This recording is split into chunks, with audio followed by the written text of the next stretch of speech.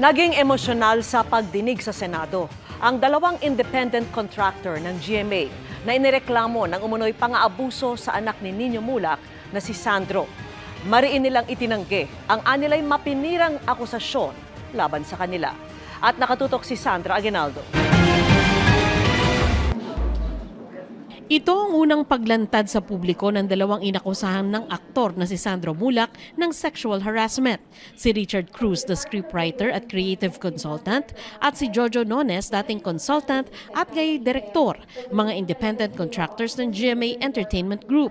Sa harap ng Senate Committee on Public Information and Mass Media, itinanggi nila ang akusasyong minolestya ang anak ng veteranong aktor na si Nino Mulak.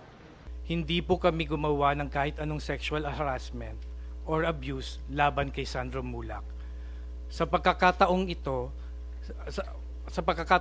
sa harap ng iyong lahat, mariing tinatanggi po namin ang lahat ng mapanirang akusasyon na ito laban sa amin.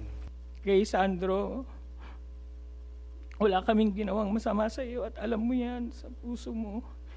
Hindi pa huli ang lahat magsabi ng totoo. Dagdag ng dalawa, Sa tinagal-dagal namin sa industriya, wala po kahit na isang reklamo, sexual man or anuman, ang nag-file sa amin. Kaya hindi po namin sisirain ang iniingatan naming pangalan at karera at reputasyon para makapag-abuso o haras ng isang tao. Lalo na po na alam namin na anak ng sikat na artista at maimpluwensyang pamilya. Ano ba naman po ang laban naming mga ordinaryong manggagawa lamang laban sa kanila? Hindi naman po namin itinatangging bakla kami. Sa katunayan, ang pagiging bakla namin ang isa sa mga dahilan kaya kami naging creative, artistic at nagkaroon ng skills na kailangan sa industriya. Buong buhay namin, ginamit namin ang pagiging bakla namin sa maayos na paraan para maitaguyod ang aming mga pamilya. may panawagan sila sa publiko.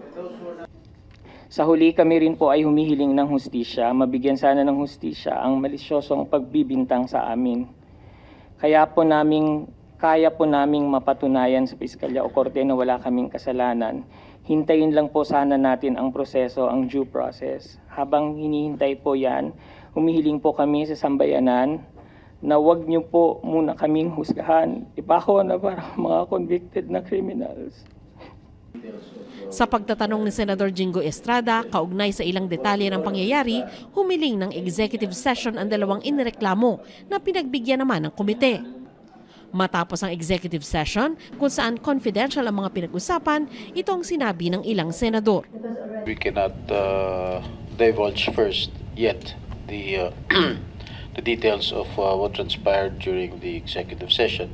But what we all understand right now, there is a strong evidence against these two gentlemen. Binasa ni Nino sa pagdinig ang palitan ng text ng anak niyang si Sandro at ni Nones mag-aalas 4 ng umaga ng July 21 para raw maipakita na si Nones ang unang nag-message kay Sandro.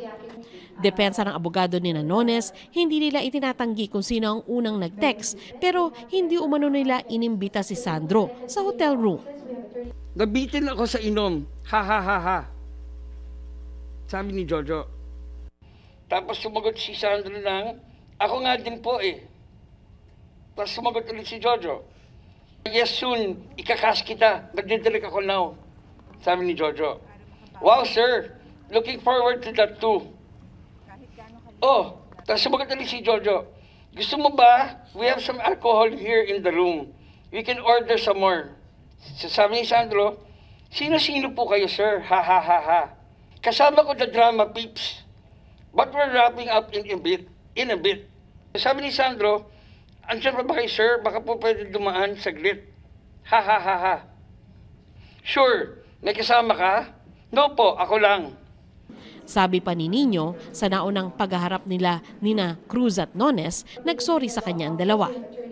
Umiiyak sila nung nagsorry sila. They were crying, both of them.